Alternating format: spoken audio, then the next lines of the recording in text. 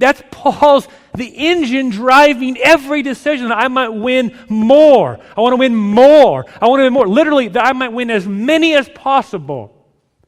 Every decision is oriented under the heading, serving all to win more, as many as possible. He says, when I walk into culture, I accommodate people, I serve them, I love them. It was once said, how do you change a culture?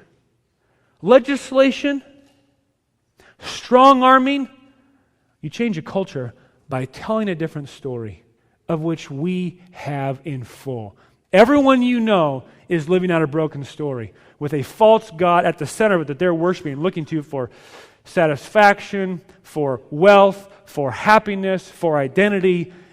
And all we have to do is get into their story, identify the false gods they're worshiping, and show them how Jesus is such a better Savior than the functional Savior they're looking to. Jesus is such a better Savior than your spouse. Jesus is such a better Savior than football. Jesus is such a better Savior than climbing up the ladder. Jesus is such a better Savior than your income or than money. Jesus is such a better Savior than sex. Jesus is such a better Savior than fill in the blank with the 10,000 false gods our culture is worshiping today.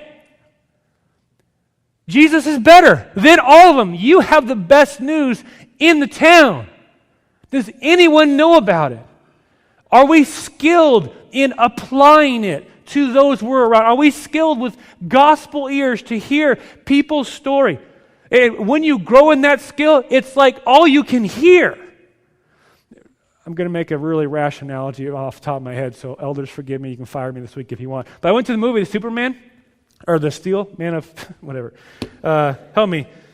What a culturally relevant person I am. You know that stupid movie, The Cape? The Man of Steel movie, and something, he can see everything, and he lands on Earth, and he's overwhelmed because he can see through walls and people, and he sees their heart, and and he's seeing all these things, and it's you remember that scene?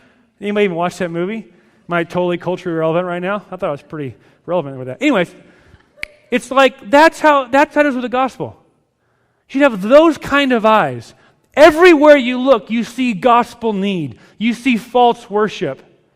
So that you almost have to work to turn it off because it's just happening naturally all the time. You're just looking through people all the time, not judging them, not, I'm glad I'm not lost like they are. Sheesh. But you're looking through their worldview that you might more accurately and winsomely and effectively show them how Jesus is just better than the demonic false god they're worshiping. Do we have eyes like that, church?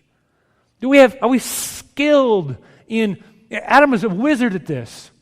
And I pick his brain all the time, growing in this. I want to have gospel ears to identify, nothing but a hound dog. Okay, I don't know where that came from.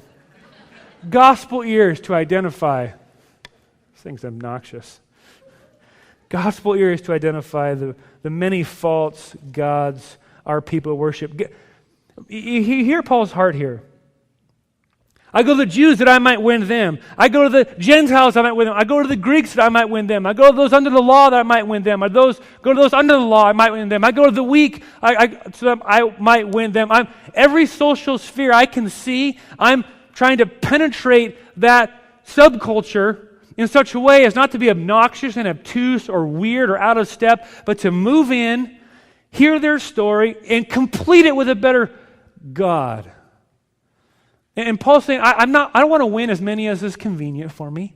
I don't want to win as many as I think I can manage or handle. I don't want to win as many as I think will be enjoyable for me. I want to win as many as possible. How many people do I want to share the gospel with? More. How many people do I want to have see and meet and serve Jesus? More. How many people do I want to have their sins forgiven and they're reconnected with the Father? More. How many people do I want to see filled with the Spirit of God and sent on mission to their city? More. How many people do I want to see made go from dark to light, dead to life, old creation to new creation, old body to reborn? How many? More, as many as possible, Paul is saying.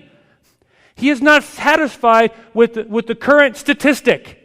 His hair is on fire. His heart is pounding. His shoulders are leaning into the plow of mission, saying, I want to see more people saved. I'm going to serve all that I might win more.